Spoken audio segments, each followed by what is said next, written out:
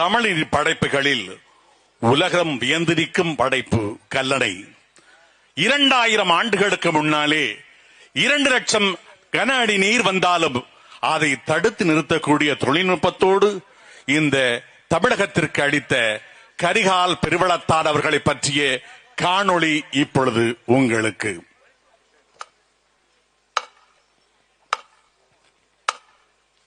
கல்லணை கட்டிய சோழ பேரரசர் திருமால் வளவன் கரிகால் பெருவளத்தான். நீர் மேலாண்மை எனும் அறிவியலை உலகுக்கு கற்பித்த பேரரசர் திருமால் வளவன் கரிகால் பெருவளத்தான் அவர்கள் சோழ நாட்டு தலைநகரமாக திகழ்ந்த உறையூரில் இளஞ்சேட் சென்னி என்கிற சோழ அரசரின் மகனாக பிறந்தார். அவர் தன் தாயின் வயிற்றில் கருவாக இருக்கும் போதே தந்தை இளஞ்சேட் சென்னி இறந்துவிட்டதால் கருவிலேயே அரசராகும் உரிமையை பெற்றார். இதனை தாய் வயிற்றிலிருந்து தாயம் எய்தி என்கிறார் சங்ககால புலவர் முடத்தாம கண்ணியார். நனி இரு முன்னீர் நாவாய் ஓட்டி வழி தொழில் ஆண்ட உறவோன் மருக களி இயல் யானை கரிகால் வளவ சென்று அமர்கடந்த நின் ஆற்றல் தோன்ற வென்றோய் என்று வெண்ணி குயத்தியாரும் இரும்பனம் போந்தை தோடும் கருஞ்சினை அறவாய் வேம்பின் குழை தெரியலும் ஓங்கு இருஞ்சென்னி மேம்பட முடைந்த இருபெரு வேந்தரும் ஒரு களத்தாவிய வெந்நீர் தாக்கிய வெறுவரு நோன்தாள் கண்ணார் கன்னி கரிகால் வளவன் தாழ்நிழல் மருங்கின் அணுகுபூ குறுகி தொழுது முன் நிற்குவீராயின் பழுது இன்று பொருணராற்று படையில் முடத்தாம கண்ணியாரும் மேலும் கடியலூர் உருத்திரங்கண்ணனார் உள்ளிட்ட சங்ககால புலவர்கள் தொடங்கி ஆங்கிலேய பொறியாளர் ஆர்தர் காட்டன் மற்றும் பேயட் சுமித் ஆகியோர் வரை வியந்து போற்றிய மாமன்னன் திருமால் வளவன் கரிகால் பெருவளத்தான். கரிகாலனின் இமய படையெடுப்பு, ரோமாபுரி வணிகம், இலங்கை மன்னன் கயவாகுவின் வரவு, சிலப்பதிகாரம், பட்டினப்பாலை போன்ற சங்க இலக்கியங்களில் உள்ள குறிப்புகள் ஆகியவற்றை கணக்கில் எடுத்துக்கொண்டும் தொக்க களியின் 3090 மிக்க கரிகால் வேந்தனம்தான் அலைக்கும் புகழ் பொன்னியின் கரை கண்டான் என்று பெருந்தொகை நூலில் சொல்லப்பட்டுள்ள களி ஆண்டை கணக்கிட்டும் மேலும் பல ஆய்வுகள் செய்தும் கரிகால் பெருவளத்தான் கிமு 65ஆம் ஆண்டு முதல் கிபி 18ஆம் ஆண்டு வரை வாழ்ந்ததாக வரலாற்று அறிஞர்கள் குறிப்பிட்டுள்ளார்கள். சோழர் அரசாட்சியை உறையூருக்கு வடக்கே காஞ்சி முதல் தெற்கே இலங்கை வரை பறந்து விரிந்த பேரரசாக முதலில் மாற்றிய பெருமை கரிகால் சோழனையே சேரும். வெண்ணி பரந்தலை வென்ற வீர திருமகன் என்று போற்றப்படும் கரிகால் சோழனின் வாழ்வில்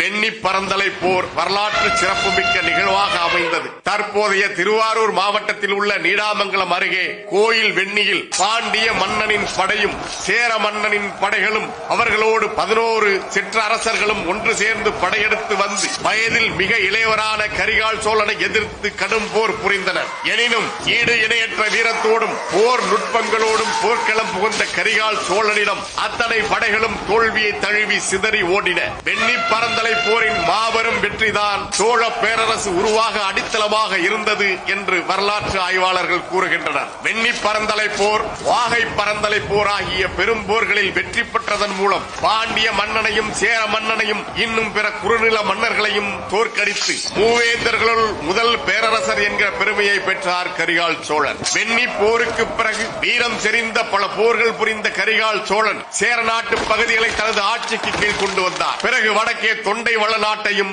வடவேங்கடத்தையும் வெற்றி கொண்டார். ஆந்திராவின் கடப்பா பகுதியில் தனது ஆட்சியை நிறுவினார். அடுத்து அருவா நாட்டின் தலைநகரான காஞ்சிபுரத்தை விரிவாக்கி புதுப்பித்ததாக பெரிய புராணம் கூறுகிறது. வடவர் வாட, குடவர் கூம்ப, தென்னவன் திரள் கெட என்று போற்றுகிறது பட்டினப்பாலை. மேலும் பெரும் படை திரட்டிக் கொண்டு இமயம் வரை சென்று இமய வரம்பில் புலிக்கொடியை நாட்டியதாக சிலப்பதிகாரம் மற்றும் பெரிய புராண பாடல்கள் தெரிவிக்கின்றன. பொன் இமய கோட்டு புலி பொறித்து மண்ணாண்டான் மன்னவன் பலவன் என்கிறார் இளங்கோ அடிகள். சிக்கிம் மாநிலத்திலிருந்து திபெத் செல்லும் வழியில் சூம்பி பள்ளத்தாக்கு இன்றைக்கும் சோழ கணவாய் என்று அழைக்கப்படுகிறது. சோழ மலைத்தொடர் என்றும் அழைக்கப்படுகிறது. இந்த அடையாளம் கரிகாலன் இமயத்தை வென்றதை உறுதி செய்வதாக அமைந்துள்ளது. இமயத்தை வென்ற கரிகாலன் அடுத்து பாய்ந்தது இலங்கையின் மீது. தனது கடல் படையை வலிமை மிக்கதாக மாற்றி இலங்கை மீது படையெடுத்து வென்று அங்கிருந்து 12,000 வீரர்களை கைதியாக கொண்டு வந்தார் என்கிறது இலங்கையின் மகாவம்சம். கரிகால் சோழர் பல வகையான நீர்ப்பாசன திட்டங்களை செயல்படுத்தி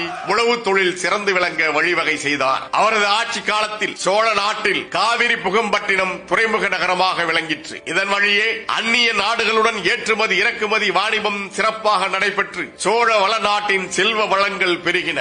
கலைகளில் மிகுந்த ஈடுபாடு கொண்ட கரிகால் சோழர் நடனக்கலை மற்றும் ஓவியம் சிற்பக்கலைகளையும் ஊக்குவித்தார். வரலாற்றில் ஏனைய அரசர்களை விட கரிகால் சோழரின் புகழ் இன்றளவும் நிலைத்திருப்பதற்கு மிக முக்கிய காரணம் பூவிரி புதுநீர் காவிரி என்று புறநானூர் புகழ்கின்ற காவிரியின் குறுக்கே அவர் கட்டிய கல்லணைதான். திருச்சிராப்பள்ளிக்கு அருகே உள்ள கல்லணையின் நீளம் 1080 அடி, அகலம் 66 அடி, உயரம் 18 அடியாகும். அக்காலம் முதலே காவிரி ஆற்றில் மிக பெரும் வெள்ளம் ஏற்பட்டு அதனால் மக்களின் உயிருக்கும் உடைமைகளுக்கும் அவர்கள் செய்து வந்த வேளாண்மை தொழிலுக்கும் இழப்புகளும் பெரும் பாதிப்புகளும் ஏற்படுவதை கண்டு வருந்திய கரிகால் சோழர் காவிரி ஆற்றின் குறுக்காக ஒரு தடுப்பு அணை கட்ட முடிவு செய்து தனது 53வது வயதில் கல்லணையை கட்டி எழுப்பினார். இயற்கையின் போக்கை உணர்ந்து கட்டப்பட்ட அணை கல்லணை.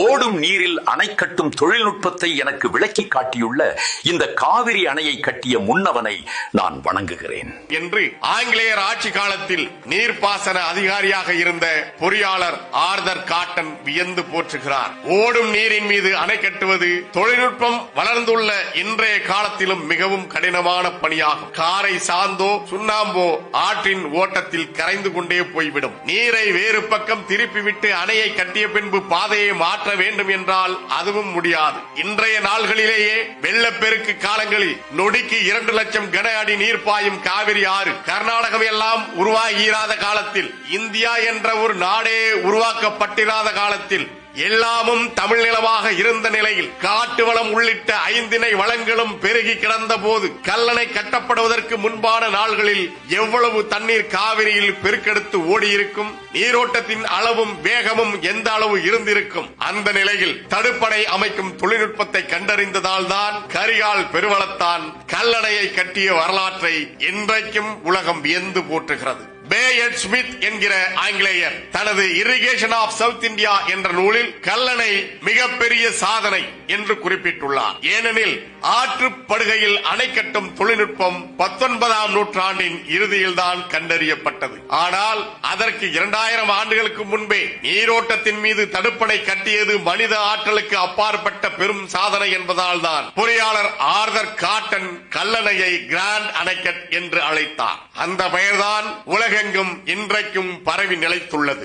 ஆர்தர் காட்டன் கல்லணையை பல ஆண்டு காலம் ஆய்வு செய்து தமிழர்களின் நீர் மேலாண்மையையும் பாசன அறிவு திறனையும் கண்டு வியந்தார். பாய்ந்தோடிய காவிரி ஆற்றின் குறுக்காக மிகப்பெரிய கற்பாறைகளை கொண்டு வந்து போட்டு ஆற்றின் நீரோட்டத்தால் ஏற்படும் நீர் அரிப்பின் காரணமாக அப்பாறைகள் கொஞ்சம் கொஞ்சமாக மணலில் புதைந்து ஒரு நிலைக்கு மேல் பாறைகள் ஆற்றின் அடியில் மணலில் உறுதியாக நின்ற பிறகு அதன் மீது அடுத்தடுத்து பாறைகளை வைத்து தண்ணீரில் கரையாத ஒருவித ஒட்டும் சாந்து ஒன்றை அந்த பாறைகளின் மீது பூசி பாறைகள் உறுதியாக ஒட்டிக் கொள்ளும்படி செய்து கல்லணை கட்டப்பட்டதாக ஆங்கிலேய பொறியாளர் ஆர்தர் காட்டன் தனது ஆய்வில் கூறியுள்ளார். 2000 ஆண்டுகளை கடந்து இன்றளவும் தமிழர்களின் அறிவாற்றலுக்கு சான்றாக நிமிர்ந்து நிற்கிறது கரிகால் சோழரின் கல்லணை. பேரரசர் கரிகால் பெருவளத்தானின் பாசனம் குறித்த அறிவும் உணவு உற்பத்திக்கு தேவையான பாசன பரப்பை விரிவாக்க வேண்டிய புரிதலும் அதை செயல்படுத்துவதற்கு வான் பொய்ப்பினும் தான் பொய்யா காவிரிக்கு கரை கட்டி அணை கட்ட எடுத்த முடிவும் அதற்கான தொழில்நுட்பத்தை கண்டடைந்த மேதமையும் அதை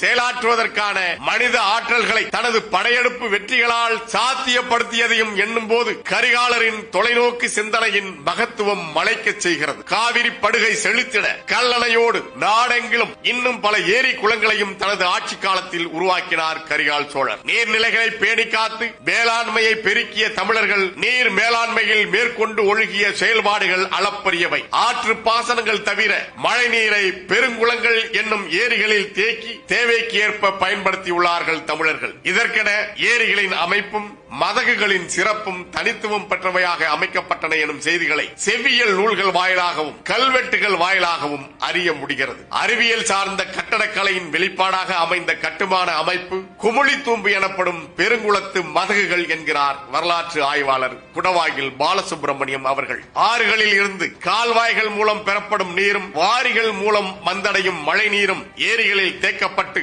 தேவைக்கேற்ப குமுளி தூம்புகள் மூலம் விளைநிலங்களுக்கு பகிர்ந்தளிக்கும் முறையை தமிழர்கள் மேற்கொண்டார்கள். ஏரியின் முழு கொள்ளளவையும் நீர்மட்ட உயரத்தையும் கணக்கிட்டு கரையின் ஒரு பகுதியில் சிறு வடிகால் அமைப்பை ஏற்படுத்தி அதன் மூலம் மிகு நீரை வெளியேற்றியுள்ளார்கள். இந்த அமைப்புக்கு கலிங்கு என்று பெயர். எவ்வளவு வெள்ளம் வந்தாலும் ஏரியின் கொள்ளளவுக்கு மேல் வரும் நீரை தடையின்றி கலிங்கு கால்வாய்கள் மூலம் அருகில் உள்ள ஆறுகளில் வடியுமாறு செய்தனர். கலிங்கு அமைப்புகளால் ஏரிக்கரையில் உடைப்புகள் ஏற்படாமல் கட்டமைக்கப்பட்ட முறை இன்றும் வியப்புக்குரியதாக இருக்கிறது. இப்படி சோழர்களின் ஆட்சி காலத்தில் அவர்களது ஆளுகைக்கு உட்பட்ட நாடெங்கிலும் உருவாக்கப்பட்டிருந்த ஏரிகளும் நீர்நிலைகளும் திராவிடர்களால் அழிக்கப்பட்டும் ஆக்கிரமிப்பு செய்யப்பட்டும் உள்ளன. தமிழ்நாட்டின் நீர்நிலைகளை பாதுகாத்தாலே ஆண்டுதோறும் பெய்யக்கூடிய மழை நீரின் அளவை கொண்டே தமிழ்நாடு தண்ணீரில் தன்னிறைவு பெற்ற நாடாக விளங்க முடியும். நாம் நீருக்காக யாரிடமும் கையேந்த வேண்டிய நிலை இருக்காது. குடிமக்களின் மிக இன்றியமையாத தேவையான உணவை உற்பத்தி செய்யக்கூடிய வேளாண்மையை மேம்படுத்துவதற்காகவும் நீர் மேலாண்மைக்காகவும் தன்னை ஒப்படைத்துக் கொண்ட கரிகால் சோழர் 5 வயதில் அரசராக முடிசூடி 15 வயது முதலே